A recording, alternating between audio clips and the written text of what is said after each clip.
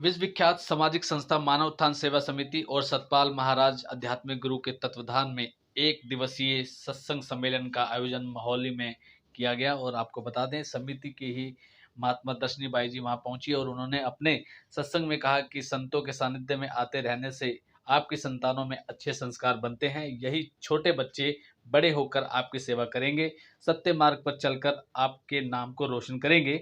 और आपको दिखाते हैं एक रिपोर्ट, उन्होंने अपने सत्संग प्रवचनों में क्या कुछ कहा। भगवान का आना भी सार्थक ना हो, भगवान ऐसा कार्य कभी नहीं करता। भगवान वो कार्य करते हैं, वो काम करते हैं जिससे मानव को भी लाभ हो और भगवान का भी आना संसार में सार्थक हो, वो भगवान कार्य करता है।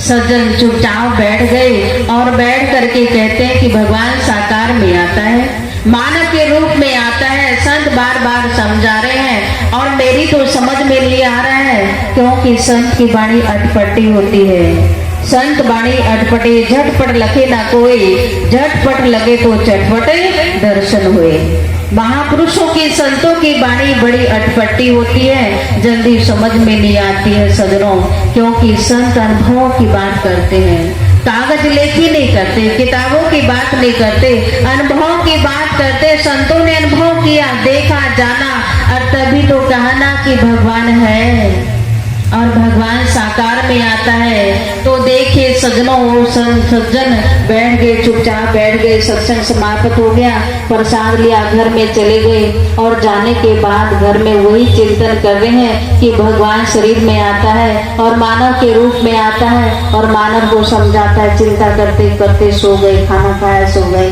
और सोने के बाद उसको देखे रात में नींद खुल गई और क्या देखता है कि बारिश का मौसम हो गया, बारिश होने लगी, बहुत आंधी तूफान आ गया और उसके कमरे के दरवाजे की खिड़की खुल जाती है। जब खिड़की खुली, सज्जन उठे, उठ करके झांक के देखने लगे। देखा तो उसके आंगन में बहुत सारे हंस हैं। हंस को देख करके सज्जन बहुत दुखी हो गया कि हंस बहुत ही अच्छा जीव होता है, बहुत अच्छा पक्षी होता है। और देखिए उनको बचाने के लिए सज्जनों वह अपने गैरेज का दरवाजा खोला। जैसे गैरेज का दरवाजा खोला वैसे सारे हंस भाग गए। जब भाग गए तो अंदर जाता है, रोटी के टुकड़े लाता है और फेंकता है। और जब रोटी के टुकड़े फेंके तो हंस सारे भाग गए, एक भी नहीं आया। उसके बाद में संत की बात याद करके सज्जनों सफेद चादर लेता है और कुबड़ा सा बन करके आंगन में खड़ा हो जाता है। और जब आंगन में खड़ा हो गया, हंसों ने देखा, कहा कि देखो हमारा साथी है और यहाँ पे खड़ा हुआ है। एक एक हंस करके सब हंस उसके पास में आ गए और जब सारे हंस उसके पास में आए, वो सज्जन देखे गैरेज में बंद चले गए। और जब गैरेज की तरफ गए तो सारे हंस धीरे धीरे उसके पीछे चले गए। सारे हंस जब अंदर आ गए, उसने गैरेज का दरवाजा बंद कर दिया और बंद करके कहता है कि धन्य हो संत, आपने सच ही कहा था कि मानव मानव की भाषा को समझता है और पशु पशु की भाषा को समझता है। इसलिए भगवान साकार में आता है और साकार में आकर के तब निराकार का ज्ञान कराता है। हे संत, आपने सच ही कहा था।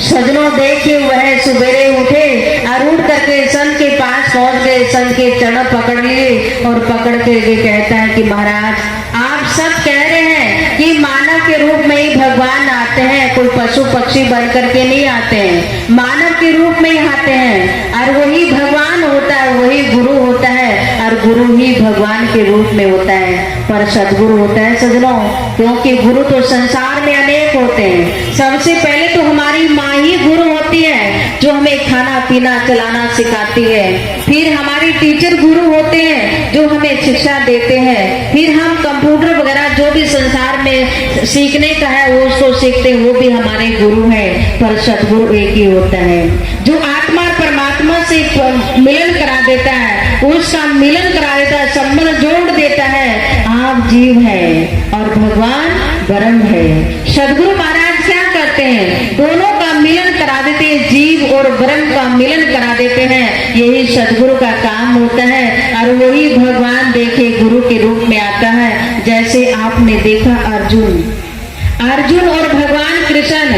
हम ठाकुर जी कह रहे ना, हम भगवान मान रहे ना, पर अर्जुन के तो गुरु थे ना, ज्ञान देने वाले गुरु थे ना। तो तो ऐसे सदगुरु की खोज करो, तलाश करो भाइयों, जो ज्योतिष रूप परमात्मा का आपके जीवन में प्रैक्टिकल कराए, प्रत्यक्ष में उस अलौकिक नेत्र को आपके हृदय में जना दे, जिस दिव्य नेत्र के द्वारा आप अपने घट में रहते हुए भगवान को देख सको, जान सको।